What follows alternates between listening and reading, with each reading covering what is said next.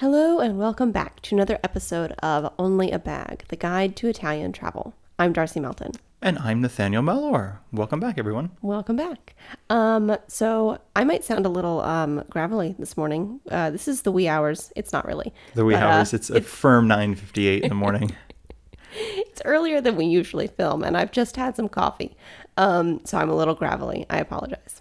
I am not gravelly. I have just this dulcet tones that just happen upon waking up. So this is just my natural. I mean, I wake up and I sound like a cherub, which is really benefit for me. But we are not here today to talk about my dulcet tones, unfortunately. We are here today to talk about one thing and 4 or 5 things only.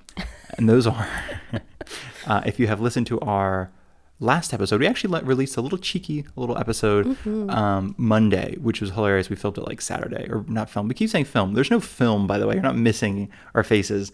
We just don't know how to say record. But we released an episode on Monday about Venice's tourist tax. It has now ended. The experiment, yeah, exactly. for lack of a better word, has now ended. The 29 days are over. So they're sort of correlating in the data and figuring out what it means. And so we've answered all those questions that you might have in that previous episode, which I think was released Monday. But in that, towards the end, we did talk about Airbnbs, and we said, in the next episode, we're gonna get into it. I don't know if any of us. Your grumpy grandfather voice. I know. I don't know any of us sounded like that. So in this episode, we will get into it, and we're going to tie it into essentially why. I think maybe a good way to do it is why do people read articles about why Airbnb is so bad for Europe or so bad for Italy? Right. Why does it seem to be such an issue here and not in America? Oh, maybe? It is an issue in America. Oh, for sure, but people don't write articles about that. They just pretend it doesn't happen. I found a lot of articles on it personally. I was Okay. Well, That makes okay. sense. To be fair, they were slightly difficult to find. I think obviously Airbnb, this is Conspiracy Darcy, is good at pushing down bad press. So I think there are many articles that exist, but it is hard to find them. You're right. That being said, Airbnb, if you do want to sponsor this channel, please reach out to us, and we'll be happy to take this down for you for a very small, tidy sum. No. Of course not. We have morals. We have no money, but we have morals. We're willing to change that for you. So before we get into that, everyone, if you enjoyed this podcast episode, if you enjoy the channel, if you enjoy what we do, we would love it if you were to leave us a little review. Darcy's having a sneaky sip of coffee if you hear the slurping in the background. And I guess not slurping, it's sipping. I think that was very quiet. Thank you. Yeah, so if you like the podcast and you want to leave us a review, it would mean the world to us.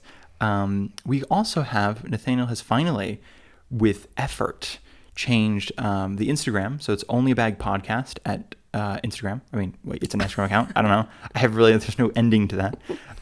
Makes it much easier. Before it's underscores, and it was like, what is it? So it's just Only a Bag Podcast. And then our email, I have changed the email. So no Only a Bag Official, it's now Only a Bag Podcast. So we are now Only a Bag Podcast pretty much everywhere. If people send an email to Only a Bag Official, Yes. does that exist anymore? It does. I didn't close out of it. So it still comes to us. But So if you've sent an email in the past and you're worried, we haven't received any. But if you... it's one of those old school emails that takes a while to get here. It's like, it takes a minute to arrive. It's got a shipping time. Okay. Anyways, should you use the old outdated email, it's fine for Yes. now. And we'll still but I'll receive keep pushing the new one. But I just, in case anyone's feel like being gaslit, I thought it was a different email. I thought it was a different Instagram. It was. It is now being changed. I'll probably say this in the next few episodes in case people have not heard them all in succession.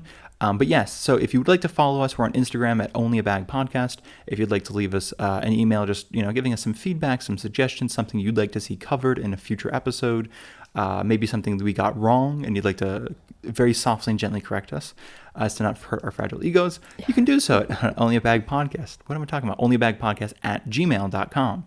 And then we have a website if you want to check out some of these in article forms, onlyabag.com. I think that's everything except for the fact that if you are going to be booking a trip at any point in the near future and you'd like to help out Only a Bag, you can do so. I feel like a flight attendant every time, hawking the credit cards they have to do now. Mm-hmm. But you can do so with the link in the description. It is a booking link. It's an affiliate link. We get I think a couple % of bookings take from the sale. So there's no extra cost to you. But yes, all of that helps us out tremendously. And we appreciate all of you for following us, for liking, subscribing, for listening, for just being here on this really lovely Wednesday morning. Probably, I mean, we're released 5 o'clock in the morning, East Coast time. So hopefully you go back to bed. But if you're not, if you're awake with us, then kudos to you if you wake up at 5 a.m. That is massive. I'm struggling at 10 a.m., y'all. So with that being said, let's hop right into it. Yeah, Darcy, let's take do us away on Airbnb. What's the issue with Airbnb in Europe or Italy? And everywhere. It's kind of an everywhere problem, but we're going to focus a little bit on Italy because that's what our podcast is about. Okay, so there's a lot of controversies, and I don't want to spend... I could go off and spend hours talking about Airbnb, but I don't want to do that. So basically, I kind of came upon... Okay, let's go back. We all know that the big issue with Airbnb is that as a short-term rental platform, they end up taking up massive amounts of neighborhoods with short-term rentals and taking that housing away from locals. Yes. Right. So we all know or want to be locals. Yeah, absolutely. And I think a lot of people don't, it's to no fault of their own, don't understand how that happens. And so like originally Airbnb was started by these two guys. They had they were living in an apartment in California, and they were like, we need some extra scratch. But they lived in the 21st century, so they didn't say scratch. They just said we need some extra money. Fair enough. And they were like, we have an air mattress. We're two dudes. Let's just rent out the air mattress. And thus was born Airbnb. Oh my God. I know, right? I don't even like the idea that somebody's like going to rent an air mattress from them, but that's okay. Mm-hmm. Okay, but see, that's kind of the point. It's cute. It was supposed to be a sort of a very. It is feels cute like in a way, but it's also a bit of like, what's the word? Professorial. Like it's a bit skeevy. You know what I mean? Like in hindsight, the two dudes who started this and who run it, gotcha. Okay, it turned into a giant, somewhat skeevy business. Because it sounds like couch surfing, but with money. Yes. Originally, like I have an Airbnb, but not an Airbnb. I have an air mattress, and instead of giving to somebody for free who's passing through, getting a dinner in return, I'll rent it out. Right. Okay. I know. So that's how it was started. And the biggest issue among their many, many legal issues in the U.S. and in Europe is that people end up renting out their homes or part of their home. And then that, like in some places, that the short-term rental percentage in a city or within a country is capped. So that means that most homes have to be inhabited by long-term rentals or by homeowners. So that's in order to keep your city as, regular people living inhabited there. As possible, exactly, basically. Inhabited. Yeah. Not just like a ghost town when tourists aren't there, So we all know that is like, the main problem of Airbnbs. I think that's pretty evident. It's in the news. And also in our towns. I mean, like Nathaniel said, I think on mic, not sure, that in Savannah, like that's a huge issue that, neighborhoods are being taken up by tourists. And that is not your fault as a tourist. It's not your fault probably as a homeowner who wants to make some extra money. But a lot of corporations are coming in to every country, buying up houses and apartment blocks and renting those as Airbnbs. And if I may, just to kind of jump in there again, this is one of the things where it does get a little bit, I don't know, there's probably some classic moral quandary about this, but because we've mentioned the previous ones too, a lot of the problems, especially in a place like Savannah, is a large companies buying up multiple houses, renting them out as for short-term rentals, whether it's VRBO, Airbnb, something like that, private company, like just a private, Savannah Short Stays, something like that, and then selling. That was a fake name, that right? Was a fake, yeah. Okay, that was just a to fake be name. clear. You're not calling out a specific business. No, if I knew the name, I totally would. This is okay. Sorry, keep this going. This is a very real podcast, you guys. No, but it's so essentially, they are, and then selling these houses, for profit later, obviously. And not necessarily for a huge amount of profit 20 years later. It could be short term, but it's the idea that we've talked about this in the previous episode. When you buy up an entire neighborhood, you do jack up the property tax, you do jack up the cost of this this neighborhood, or specifically a street, and it could be street to street. It's like you have a house is $350,000 on one street, and you have houses that are $650 on the other street because they're all cookie cutter. They've all been renovated. They all have the same sort of appeal and aesthetic, and it's like, wow, that expensive. That neighborhood got really expensive. However, you mentioned it's not necessarily these small homeowners, and it isn't, I think, to an extent, because I think that's where, unfortunately, and even in the States, but here it's when you do have a second home, and instead of renting it out to somebody, especially if it's a place where, I think America has an idea where you can always build another subdivision. Right. You can always build another neighborhood. And I think that's not really the case in a lot of Europe. It's like either there's no space, and that could be no space in the sense of there's no space that's cleared for zoning for subdivisions. Mm-hmm. There could be, as we keep mentioning from Savannah right now, parts of Savannah, especially outside of Savannah, are completely submerged after the hurricane. Is it Betty? I don't remember her name. It's funny because we're not there. I have the, it's the news is sort of peripheral, but parts of a small area outside of Savannah called Richmond Hill are like half underwater. Like the houses are, half underwater. And these are houses that were not necessarily apparently in a flood zone, which I'm putting air quotes around that because, Clearly it is. Clearly it's flooded and it has not drained. And this is some 5 or 6 days later. And now, when it rains, of course, it's still raining here and there. So it's still getting flooded. And all of this is kind of simply to say that in Europe, or at least some in Italy, but I think largely in Europe, there's a lot more. There's a lot of laws around where you can build, and some places are. You guys have probably seen photos of Cinque Terre and things like that. It's just a mountain. Mm-hmm. There's very much limited space. Yeah, and you can technically you could put a house in the mountain, but then the idea of putting a sewer system into the mountain is not going to work. The idea of anything you have to get into the mountain for is not going to work. And so I think where we live, it's on a mountain. One of the things they have to do is anytime they build something new, they have to raise it off the ground to put all the sewer and things underneath it, and then run it just exposed out of the, if it's an apartment building or if it's a house. Otherwise, you're not, drilling into stone and hoping for the best. Mm-hmm. So all that is to say, though, is while, yes, I think large companies are definitely buying up these things, there are also a lot of people who have in the States, it's second homes, or I know it was common for a while to be because it was kind of a meme almost for a while, is that millennials who couldn't afford a house were taking on major loans with huge interest rates, mm-hmm. renting or buying a house, living with their parents while renting out the house on Airbnb. And the idea is, I can't afford this mortgage, but if I have X amount of people every month on Airbnb, I can eventually pay back this mortgage, pay back this house essentially, and then own it in 20 years. But I have to, live with my parents or live, with roommates until then. I can't mm-hmm. actually live in the house I've purchased. And so there is a question there of that actually becomes the problem now. And potentially in 20 years it doesn't, because in 20 years, if they're going to the mortgage is over, they've paid it off, they might move in and okay, now you've recreated the neighborhood. Awesome. We're very happy for you. But that's if you own one house. If you don't own one house, if you've leveraged that house to buy a second house, then it almost becomes where the small person who owns the one or two houses is then the issue, because it's 400 people who all own one extra house is the same as a company who owns 400 houses. Mm-hmm. And you make a really good point that a house that is rented out for Airbnb, it intrinsically, the point of it is that it makes more money mm-hmm. that for the homeowner, essentially.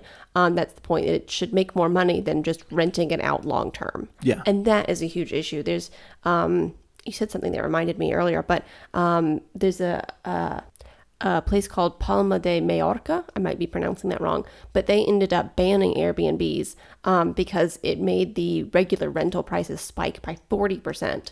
And I believe that was in a short span of time. Is it on Mallorca? I imagine it is a small place near Mallorca. Okay. It's in the writing that I read, it sounded like it was an independent island. Oh, okay. Because I'm curious, because I know that weirdly Dublin and Mallorca often end up in the same articles about Airbnbs, because Dublin, for instance, has spiking. Something actually we should probably go ahead and mention really quickly is that Europe by and large has a different rental market than America. Mm-hmm.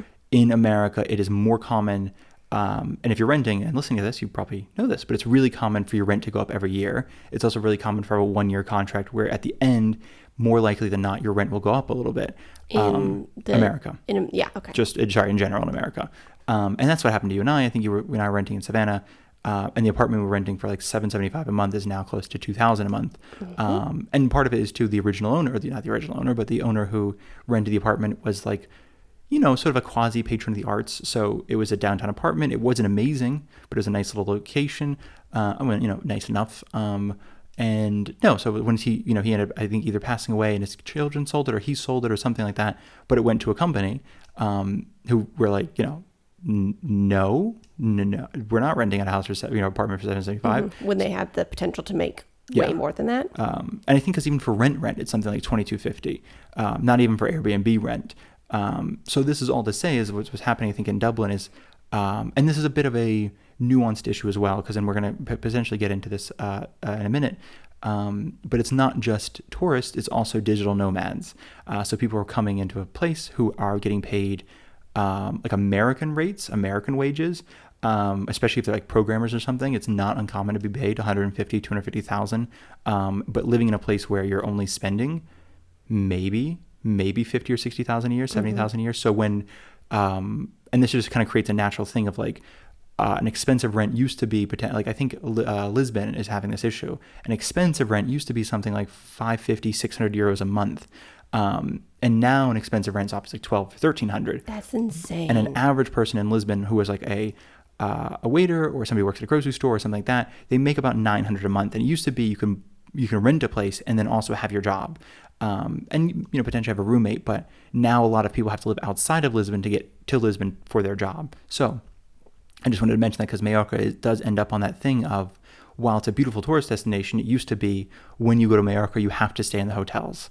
And if you want to go in the peak season where it's sunny and it's warm, you're going to have to pay a little extra. And if you want to go in the off season where you might get a rainy day, you might get a storm, you pay a little less. And I think what's happening now with people renting out their apartments is it's like, it's created a sense there is no off season anymore because it seems like there's always going to be something available to stay in, potentially. And then also I think, as you mentioned, it's why would you rent it to somebody for X amount when you can get 3 times that on Airbnb? Mm-hmm. And I'm glad you mentioned hotels. So this is something that I didn't know until like a few days ago. I was researching all of this. Essentially, Airbnb claims that they are only a platform for hosting your short-term rental, essentially.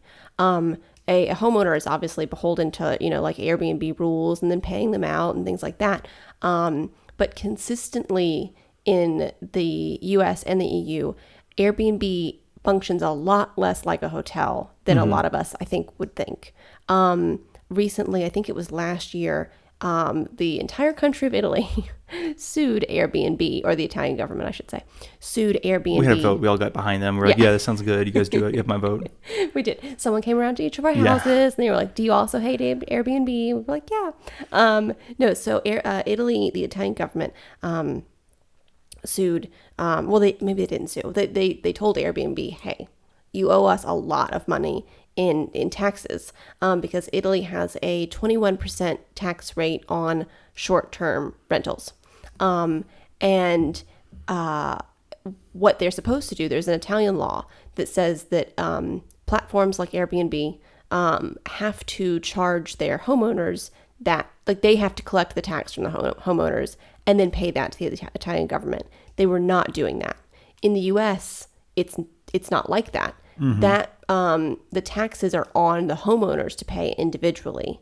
So Airbnb wants to take as little responsibility as possible. In the case in Italy, they owed almost 800 million euros to the Italian government. I think they ended up paying almost 600 million. They were like, we're not going to pay you all of it, but here's most of it. Also, again, people listening to this, if you've ever had like the IRS saying, hey, you owe us money, you can't just say, what if I just paid you less? Right.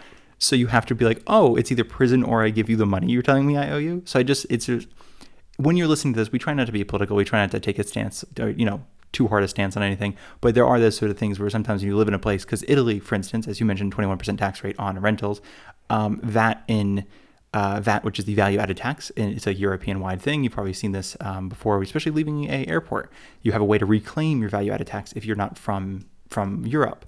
I think it's pretty much a flat 22%, but it does go up on certain items. I think it goes up to like 26% on certain electronics. You mentioned 21% on rentals, like short-term rentals. That's only for the first home. It goes up to 26, not up to. It jumps to 26% on if you are going to rent out your second to that's good fourth to know, home. And because I think I read that Georgia wanted to raise it to 26%. So I guess she wants to raise it to 26% for your first home and then more for your second.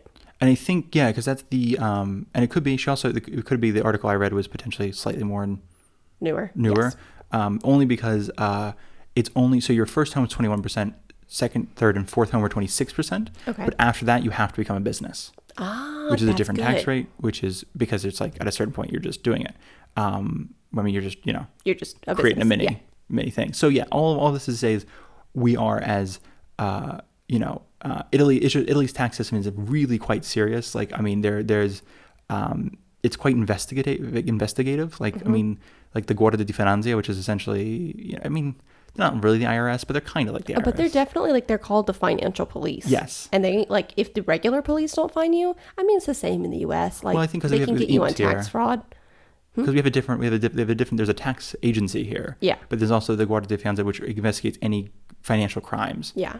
And they carry guns. Yes. So it's a little that's bit my point. It's like, I feel like it's the same in the US that people can do really bad things and they're caught on, they're not caught on, but they're charged with tax fraud and that's how they get, put in prison. It's the same thing here. I think like the Guardia di Finanza is like, no, they mean business. Yeah. Like they will if you're take not you paying, down. we will find you. So everyone, there's a little fear, obviously. I mean, of course, people don't pay. Let's be honest. Like, there's that sort of, I'm claiming this on my taxes, I'm claiming that on my taxes. I mean, there's the classic story of the guy in the Lamborghini who's technically on paper only has like 15,000, euros, and everyone's like, but you drive a Lamborghini. So all that is to say is, yeah, no, the idea of raising the tax rate was sort of a response to the fact that, like, if you're going to make that much extra money and before you weren't really paying that much, we would like our money. And Airbnb, as you mentioned, was not paying it.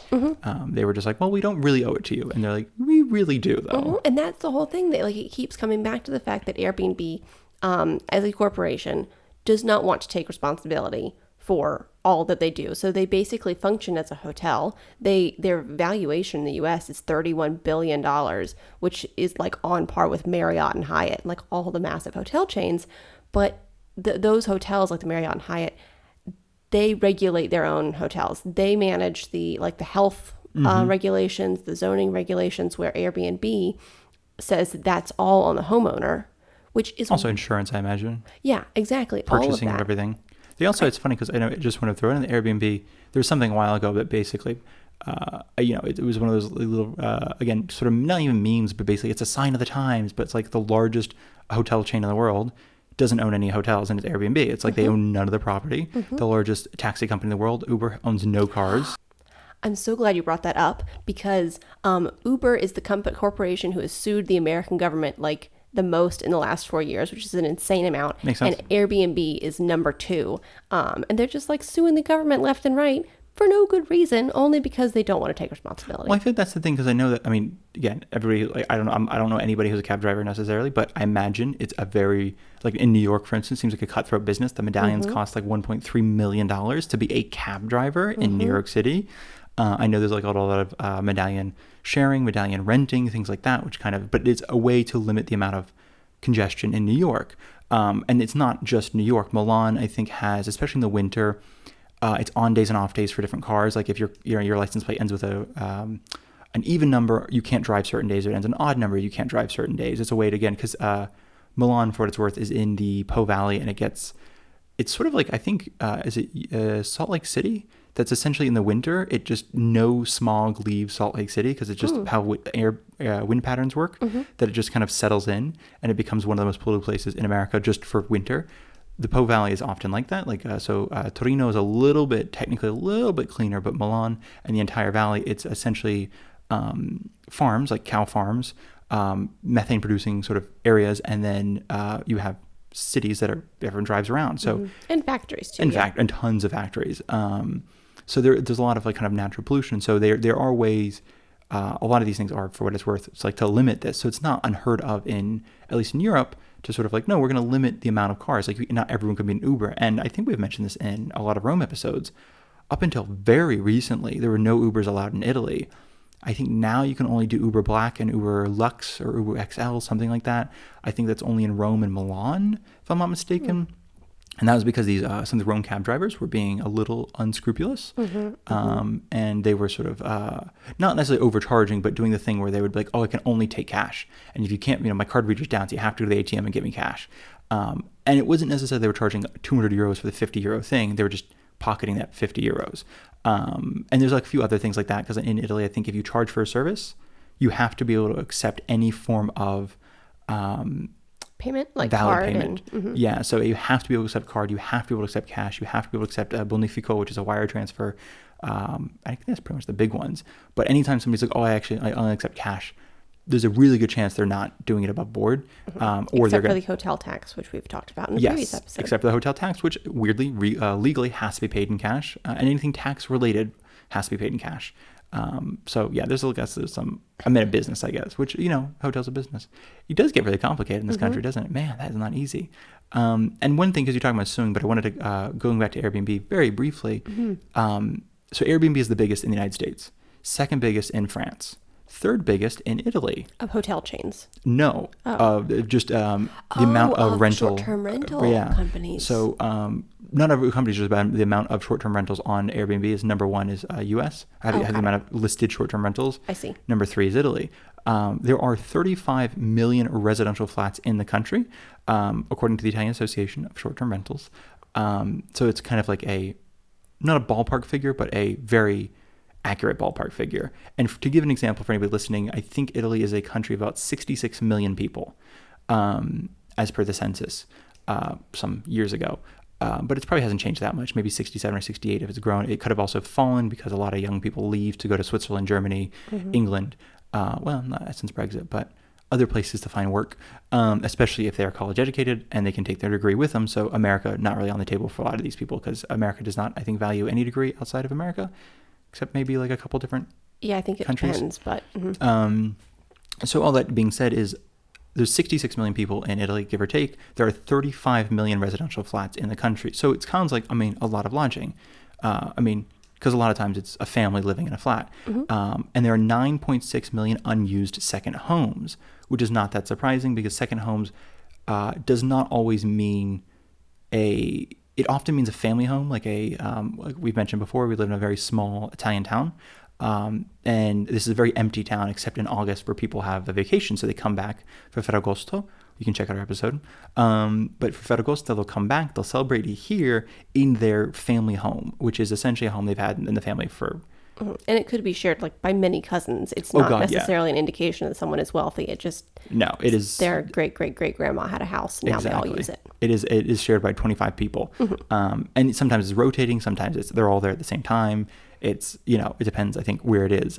So the 9.6 million unused homes is not necessarily people wealthy enough to afford a second home. It's just people renting out a family home they might not have seen in a while or visited in a while. So only 640 of those homes, though, are placed on short-term rentals. Rental only website. 640,000 homes in general are placed on short-term rental websites. Okay. So it's not like when you look at it as a whole, it's not this staggering amount of houses. However, because it tends to be in two different It's concentrated. It tends to be essentially mostly in seaside resorts, which is just, we've explained in past episodes, we spent a few months in a town called Scalea, if you're from Naples, in Calabria, which is nowhere near Naples. But it's one of those places that are pretty much inhabited only by Napolitani in the summer. And it's one of those, there's many of these, but it's one of those Italian seaside towns that go from 10,000 people in the winter to about 150,000 in the summer. So this is kind of one of those places where people rent out their second home. And it's also probably one of the few places in Italy where you cannot find a home for $30,000. It's those go for 80, but you're talking rental income. because of how much you can get back during the peak season. So essentially, though, all that is simply to say is the issue here becomes when it's something like Venice, which is, as we've mentioned before, there's nowhere to grow in Venice. You have maxed out your land in Venice.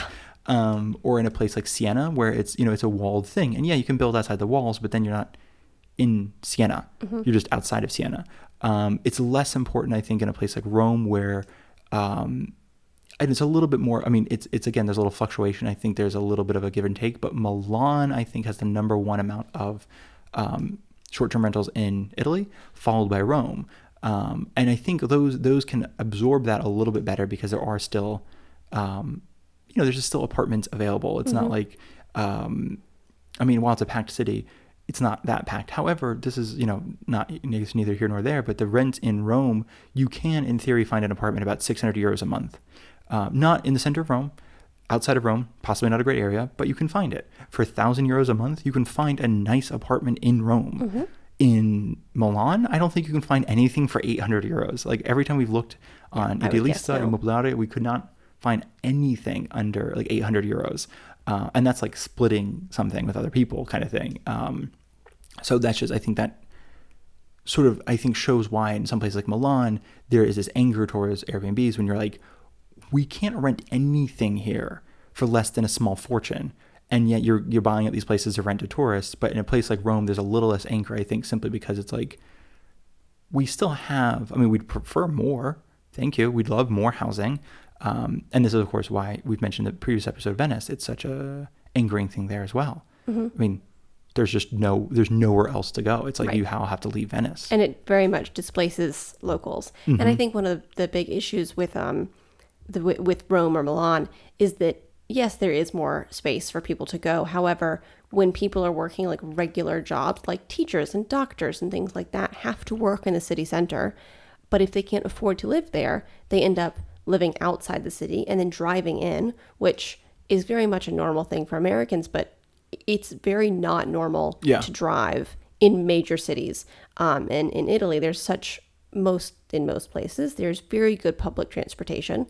Every major city has good public transportation practically. But if you force locals outside of the center, and they end up living, outside, they have to drive in, and that creates, pollution problems. It creates so many congestion. It creates, but also one thing I meant to mention, because kind of shifting slightly, is to one of the Airbnb's biggest advertising things is that you can live like a local.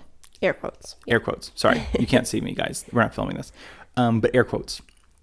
And I did want to address that, I think, just very briefly on two different fronts. One, there is validity to the fact that pretty much no other type of stay in Europe, or in Italy specifically, offers a kitchen. And I think that's one of the biggest things. Even when you do, like, there are ways of renting out somebody's room or renting out a portion of something, even historically, pensiones, affitto camera, things like that, you could never get access to the kitchen. So I think one of the more difficult things is that when you are traveling on a budget, even if Airbnb is more expensive, like for the length of time you're staying somewhere. Compared to a hotel, you mean? Compared to a hotel, okay. Thank you. You might still save that money in not going out to eat every night. And I think this is, again, this is one of those toss-up things. Like, we have both found that food in Italy is cheaper just on a historical level. It's not necessarily like, I don't know, it's one of the things that, like, in America, it always feels like a commodity. Like, going out for a sandwich, it's like a $13 sandwich. But here it's like, no, people need the $5 sandwich. They need the $2.50, a soupli. They need like the cheap food, and it feels like it's not so much a commodity. It's like people have to supply that. I don't know, it seems like historically, but like in America, it almost seems like there is no cheap food because you don't have to have cheap food. If you want cheap food, cook at home. I think there's like been a shift in just how like people live, because I think also Italy, we've talked about this before, is I think in the houses are family around, centered around the kitchen and the house and historically, but in cities, it's always been sort of outside the house, if that makes sense. You've always just like any city, you're going to work, you're meeting people for drinks, you're going to dinner, you're not in your house, you're just there sleeping. So there's a shift when you're in a city that there's the expectation of cheap food because you're gonna have to go out every single night to eat. So that makes sense, I think, why a lot of people do want Airbnbs. I think there's or just a short-term rental. There's an ability there to cook. Oh, for sure. And I think that's huge. And the second thing is Airbnb kind of promises that you'll be in a neighborhood and you're going to live like a local. Isn't that their tagline? Live Something like a local? That. Could be. Is it? I think so. Sounds like a Subaru ad. Like, live like a local. Subaru. Again, Subaru, if you want to sponsor this. Just looking for anybody, really. I do like Subaru, I think. Yeah. Haven't heard any controversies If you guys want to give us a car, actually, that'd be cool. We could do that. We could just exchange, like, we'll give you a shout out every episode for the car. No, so the other thing is the living like a local aspect, I think, makes a lot of sense in America, I think, where you're not going to find a hotel in a suburb. Yeah. You're not going to find a hotel in the really cute, like, oh, I want to live, the Elizabethan, I mean, there are tons Victorian of, district. Not there are tons of cute neighborhoods in a lot of cities, and especially historical cities in the U.S. where there might not be a B&B, Yes. a traditional B&B, or certainly a hotel. So it makes sense you want to live like a local. You want to share your space with locals in their neighborhoods. And especially if they're for like a week, you're like, I want to get into life there. And the reason I bring that up is because Italy tends to have a lot more mixed use zoning, if that makes sense. So like we're in America, we might have like, the shopping center is here, and then the outskirt is this thing, and then over there is something else, the strip mall or whatever it is. Here it's not. So it's like even in the town we live in, it's a little bit, unfortunately, it would have been beautiful 30 years ago kind of thing, but almost below everybody's house is some kind of storefront. So like, and even our garage used to be a storefront. Like you can't really go that far without hitting storefronts. It's like, you can go like 4 or 5 doors down, but it used to be like, you'd go in this little shop, then you go a couple more things, and there's a place to get fruit and vegetables, you go a couple more things, there's a newspaper printer, you go a couple more, there's a shoe repair, you go, and so there's always a thing. And then there's hotels, and I mean, here there might have been a 2 or 3, 4 room hotel, because like who else is going to come visit a town of 5,000 people? Now, of course, it's a town of 700 people, so even less of a reason. But that's all to say, even in Rome and stuff, there are definitely residential neighborhoods. But even when you're in those residential neighborhoods, you and I have found that the bottom floor is still the pizza shop and a little market, little hardware store. And then there are still like, we have noticed that some of them still have hotels in these residential districts, but they'll be taking up like a floor of an apartment building, and there's only like 4 or 5 rooms. So there's kind of that idea that like, oh, we can live like a local does kind of fall flat, at least when it comes to Italy, because it's like you can, live like a local in a hotel room. You're Absolutely. in the neighborhood. You're shopping where people are shopping. You're eating where people are eating. And the historic centers of a lot of these cities, at least I'm not a local in any place except for somewhat where we live now. But I'm thinking of big cities in like Rome, Florence, Siena. Siena's not that big, but big popular tourist centers. There are still locals who live in the historic center at this point, and so you can stay at a hotel or a B&B or anything like that, and still be near locals. It's not as separated, I think, as how we think of it in the U.S. Yeah, I think that's a good point. So all that is to say, kind of wrapping up the Airbnb hate. For now, but no, it's just that there is a lot of, I think, there is a lot of anger towards Airbnb in this country. There's a lot of anger towards Airbnb where we're from as well. A lot of the nice neighborhoods in Savannah, not nice, wealthy, nice, that would be cute to live in, have a lot of the houses have signs, no Airbnbs here, or no short-term rentals, something like that. And again, here it's an idea that people are like, there are people who don't want to rent out their things on Airbnb. There are people who want to give it to their children or their children's friends or somebody who wants to live in the town. They're like, no, I want to revitalize. So there is, I think, a lot of hate, but there's also alternatives. If you're listening to this episode, you're probably like, okay, I get it. Airbnb, terrible. What can I do then? If I don't want to stay, if I don't want to stay in an Airbnb or VRBO or any of these other vacation rentals, where do you stay instead? Great question. And in the next 8 minutes, we're going to answer that question. Darcy, what do you think? Okay. I'm going to start with my favorite, agriturismi. So agriturismo is the singular. It's basically a farmstay. It is like it's kind of an old world thing. It's very neat. So basically they will be a large house, and it's on a farm. So you can live there. You can stay there, I should say. And there's also a restaurant attached. And most, if not all, of the food and ingredients have to come from the land where the agriturismo is, or nearby locally grown and made plates. Yeah. And also, if I may, you're not going to be required to work on these farm stays. It's just to stay. Oh, yes. They typically include one meal, but I would probably suggest, well, I think they do. When I looked them up, just because we've stayed in them, but when I kind of look up like what they tend to include, like breakfast, not dinner. Okay. Got it. And I say that because a lot of, even though agriturismo is a farm stay, by and large, it's also a place where a lot of people go out to eat because they tend to have really good food. So the restaurants tend to be quite popular and quite packed in the evenings. So that's like the two big things for agriturismo. And third, probably the most important, is they are not going to be near a city. Yes. They tend to not to be near a city. So it's not necessarily an option to stay in agriturismo like in Rome. It's Right. going to be an option to stay in agriturismo outside of Rome where you have a car. So if you're thinking like a country stay, that's nicer. However, in a place like Florence where the time to get into Florence is a lot quicker, then an agriturismo I think is a perfect one. Going to the next one, the classic one, the hotel, the albergo here in Italy, Albergo. Sometimes in like Naples, I think you'll still see albergo on like the big letters on top of the building. That's your classic hotel, super simple. You can find them wherever you find hotels. Similar to a hotel. Also, check out our episode on stars, hotel stars. Darcy, what a good recommendation. That's amazing. Thank you. It's pretty fascinating. They have a star system. It's not what you think. It's not the same sort of stars like you might find on Airbnb, speaking of Airbnb. But hotels, classic option. Those will range in price. We've mentioned before from like $60 a night to a couple $100 a night to $1,000 a night if you stay at a really nice hotel. But you can absolutely find a $60 a night hotel room in most major places, major cities. Mm-hmm. And then there's hostels or ostello.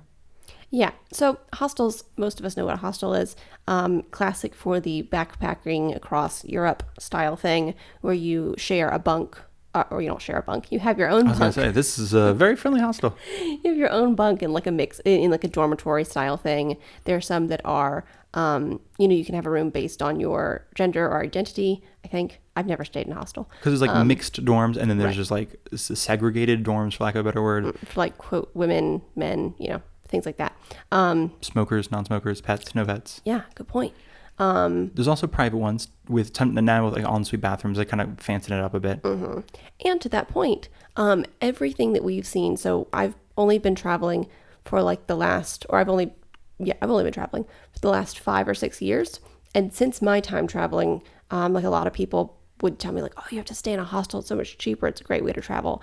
In the last 6 years, it has been the same price as a hotel, essentially. For sure, yeah. So in our parents' time when they were traveling, absolutely you could stay The somewhere. $5 hostel kind of thing. Amazing. But these days they've become so hip and like trendy that they're expensive, to be honest. And that being said, though, however, if you're listening to this, the 2 reasons to consider hostels: one, if you do want a built-in group of people, friend system, huge. That's a huge thing. And 2, almost all hostels have removed like age restrictions. It used to be pretty much youth hostels Right. and then a few other like non-youth hostels. However, now almost every hostel is open ages.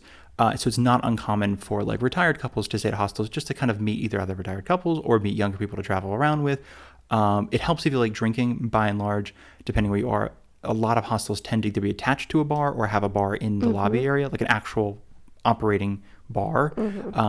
And while they are in line with the same price as other bars, I think tend to be cheaper if you're staying at that bar, at that hostel. That's cool. So while you might not get a lot of visitors from a lot of Romans might not go to this bar because it's like, it's the same price as somewhere else. And I want to speak Italian. But you will get a lot of hostel stayers because they might have like a euro off the drinks kind of thing. It is a great way to make friends. Amazing way to make friends. Yeah. So that's the 3: agriturismo, hotels, hostels. Darcy, what else is there? There is pensione, which they don't really exist anymore, which is a bummer because they were kind of like the best.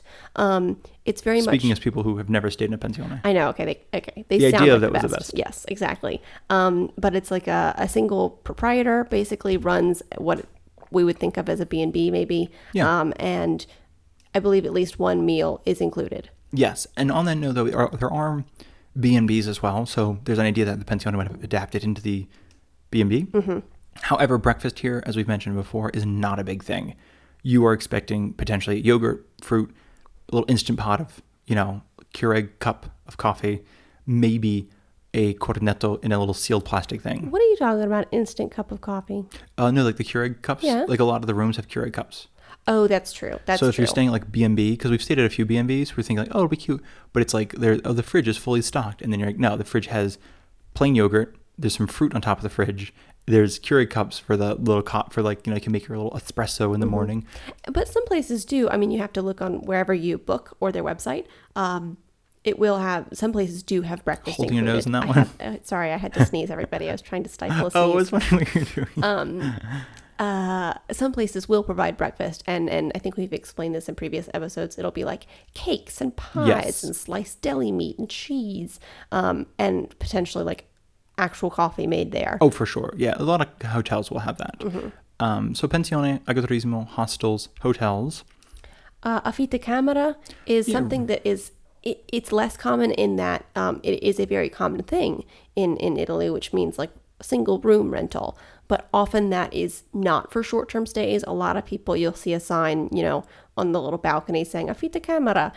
It is typically a like month by month or a few like period, a Week by longer week. period, Yeah. exactly, stay rather than like a single night stay.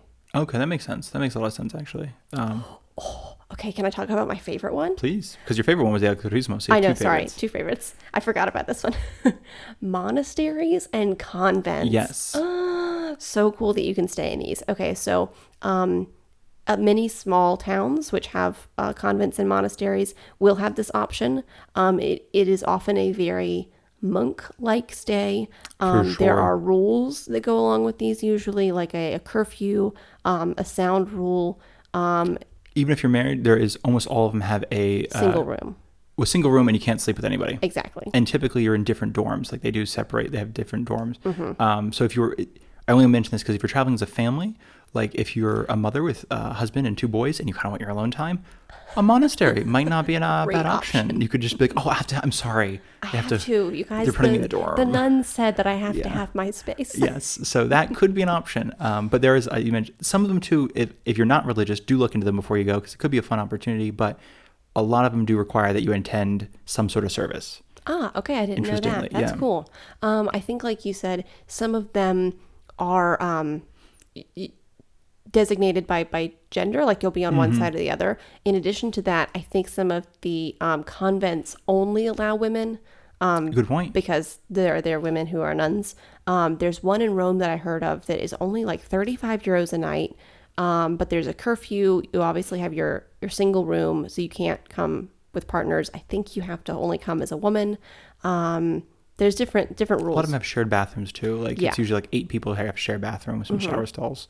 So they're a fantastic option for. The two things, because one, and the reason they still exist is, especially in Rome, there are still a lot of what is the word? Pilgrims. A lot of people still make a pilgrimage to Rome, and that's basically an option for very cheap sleeping. So while it's open to everybody, the reason they exist is because there's still a lot of pilgrims to Rome. And we talked about the Jubilee happening next year, expected to be like 5 times as big, or as much of a travel season, because they're expecting some 100 million pilgrims or something. But I was about to say an ungodly amount of people, but it is a very godly amount of people. to show up. And so these places will be renting out their rooms. Yeah. No, that's a fun one though. And if you're not into if you don't want to stay in an active monastery or what are they called? Convent? Convent. There are still some like hotels and stuff that are in deconsecrated monasteries. Yes. I mean, none off the top of our head, but like this country is littered with hotels, and not hotels. It is littered with hotels, but churches and monasteries and convents and abbeys and things like that. So it's not uncommon to find like, oh, this isn't an old church, or this isn't an old abbey or a charter It's house. almost the same that you could find places like in castles. Yeah. You know, there are many hotels that use castles and villas and things like that. So there's tons of churches. There are. And another form that you might see, Darcy and I've stayed in one, at least in Rome, is called the albergo diffuso, which is like the dispersed hotel. And it's really common actually in small towns where you either can't build or no one has the money to build a proper hotel. So what they do is they buy up a couple of the houses, turn them into hotel rooms or multiple hotel rooms, and then there's a front desk somewhere like down the street. So what happens is you check in, and they'll take you up the street, like the little porter will take you up the street, and they'll, here's your front door. Upstairs is Miss Smith. You're downstairs. Here's your stuff. You got your own little, this is your thing. Sometimes they come with kitchens and stuff just because they didn't want to renovate. They didn't want to tear out a kitchen. They might have just left it. Those can have kitchens sometimes. And they're kind of a fun option if you're staying in, again, this goes back to the idea like Airbnb is like, oh, live like a local. if you're in a small town, an albergo diffuso is a great option. They're kind of common, like Matera, for instance, will have a lot of albergo diffuso, or has albergo diffuso, because there's a lot of those little troglodyte homes. And when you're like trying to figure out how do I live in them, because if I'm not mistaken, once they were taken, they were kind of sold back to different people. Like the government took them from the people who owned them, kicked everybody out, put in plumbing, and then sold them back to different people. Not a great situation. Not super. But. And I think probably some of them are Airbnb, but most of them are some sort of albergo diffuso. Like they're some sort of... That is a great alternative, like almost a one-to-one alternative if you're looking for an Airbnb situation. An albergo diffuso, you make a really good point that you do live very much like a local in that you are immersed in a neighborhood, and it might have a kitchen. I thought that could be an option. Last two that I have, but I don't know what you have in English. One is the massaria, which is a fortified farmhouse, and this is more common in the south. You might even find it in like the rolling hills of Tuscany. But essentially, it would have been a wealthy landowner a couple hundred years ago, had a farmhouse and sort of fortified walls, the whole 9 yards. Not quite a villa because it was for farming. But then some people recently like would have stuck in a pool or a tennis court or something like that. Oh, I've seen lots of those. I didn't know. What is it? Massaria. Massaria. I did not know their name. Masseria. Okay. Massaria, I think is how we say in English. Massaria. Sometimes we have to use the English pronunciation to each other to be like, oh my God, that's an S. I see what you're saying. Or in order to spell things. Yeah. Because I'm bad at spelling. Well, I think it's just hard because sometimes you're like, are you making a Z sound or a TS sound? I can't spell in English either. Well, no, that's really cool. So that was interesting. And then, of course, last is a villa. And that I only bring up last is, I mean, some of these are different types of stays. Because as you mentioned, you could stay in a castle. Absolutely. But like they are almost all of them converted to hotels or private residencies that you can rent out. A villa is kind of the same thing. The reason, like you can find villas on Airbnb, but a lot of times a villa is a almost like pre-Airbnb. It's like somebody owns a villa and they have like extra rooms. Villa so-and-so. Yeah, they have like villasoandso.com and you can just like either rent out rooms in the villa or you can rent out the entire villa. Some of them, depending on your budget, they come with the villa staff, which could be the cooks.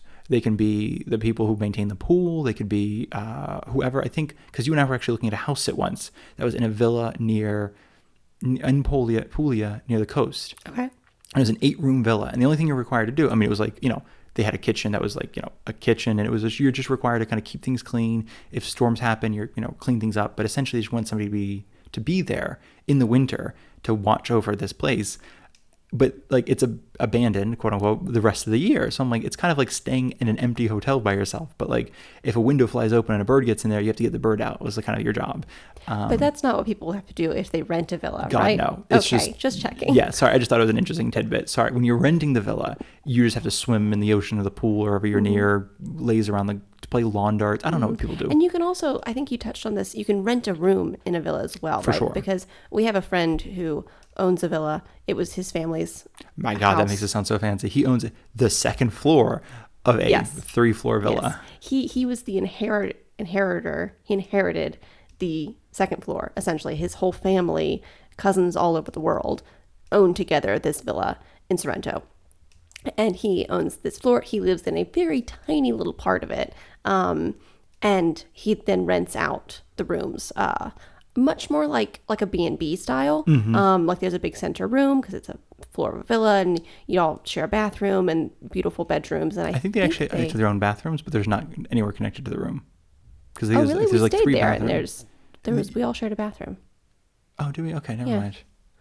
At least I'm pretty sure we did. But I think he does provide like a small breakfast in the morning. Yeah, he does. But he doesn't rent that through Airbnb. I believe he might be listed on like Booking and things like that. But I think he also has just his own website, as do almost every place, like type of place that we have listed. They will have their own website. It might not be great. It is Italy. Yeah. But they do exist online and you can book through them. And actually on that note, and I think this would be good to end unless you have another place, so we're talking about railing against Airbnb and railing against VRBO. On Booking, you can actually still find short-term rentals, typically by owner as well. So there's an argument of like, even when Airbnb goes by the wayside, there's still something else to take the place. That's why a lot of these laws that are being passed are not against Airbnb specifically, but against short-term rentals. So yes, technically, I think on Booking, you and I did what is technically a short-term rental once, because it was called the guest house. So we're thinking, oh, it's like I don't know, we thought it was like a albergo di fuso kind of thing. Okay. And then we realized it was in Salerno, and it was like a windowless Oh my gosh, cave. yes. Oh, but the owners were so sweet. They were so sweet, yeah. And it was one of the things, I mean, he brought his daughter along because he didn't speak English, so she was there to translate for us. Oh my gosh, it was so cute. And it was a very lovely stay. I mean, it was, again, one of those places, I can see why the apartment might not have ever been rented out, because there are no windows and no natural light. Mm-hmm. And even when you open the front door, you're kind of facing an inner courtyard that doesn't get light. Mm-hmm. And it was a very dark little place. So I can understand how that might not do well in the rental market. Right. It is perfect for two people who need to get a residency permit, which is what the purpose of that trip. And it was well decorated and lovely, but it was tiny and dark. Yes. So not a place I would want to live. And then last but not least, it just has two little other notes, and then I'm personally done, is one, and I completely forgot to mention this, there was one of the Airbnb rulings is that Florence has basically banned new Airbnbs starting February of 2024. I didn't know that. Yeah, so any existing Airbnbs are still there. However, you can no longer create a new Airbnb in Florence, and I think other places are kind of looking into doing something similar to be like, we might not be able to kind of turn back the tide, but we can absolutely stop it from rising. Ooh, that was good. Yeah, I'm like, is that how that I don't know, but it works? sounded good. And I think the second thing was something along that lines, and I've completely forgotten it now, and it's not that important. I'm willing to bet if I've forgotten it. But the important one was simply that, and it probably doesn't affect your trip, but if you're listening to this in a couple of years, it might affect your trip. Absolutely. So yes, sorry, that was. I have one thing that I feel slightly obliged to mention. Oh, please do. Is that I just want to touch on it, not go into it, but there was a big issue in the U.S. with hidden cameras in Airbnbs. You may have seen this in the news. Airbnb wanted to not acknowledge it. This was going on for years that people who stayed in Airbnbs reported hidden cameras to Airbnb. And there's a difference between, up until recently, Airbnb homeowners were allowed to have cameras in like living rooms and kitchens and things like that. And that was mostly for the protection of the homeowner, because people were, stealing things and trashing places, and they needed proof just in case something went wrong. They did have to tell the people staying there where the cameras were and that they existed. Interesting. Okay. Yeah, that is different than the issue that's happening right now, where basically predators rented out rooms and spaces and homes and had cameras in bedrooms and bathrooms and were filming people in intimate moments very much illegally. Like, this is bad. It's not just an Airbnb issue. This was completely illegal. People did report it to Airbnb. Airbnb brushed it under the rug. And I think it was actually an Airbnb employee who was supposed to be like keeping it quiet. Not just this one person, but she, along with many other people, were supposed to kind of keep it quiet. And basically, I think I'm pretty sure, blew the whistle on it, saying like, this is bad. We cannot be, like, we need to do something about this. So that's been a big issue. That's all happening in the U.S. But that just kind of goes along with the fact that Airbnb just, they don't want to take responsibility. And that makes sense, which is a really happy note to end this podcast on, I think. I think we were going to bring that up earlier, but we're now ending it here, just because that's, I think, the end of the episode. Mm-hmm. And we want to get it out by 11 o'clock, which might not happen. So with that being said, there are many options for staying in Italy. Check for cameras. Don't stay at Airbnb. Mm-hmm. Check out other options to stay at Airbnb. Mm-hmm. We appreciate you all so very much for listening to this episode.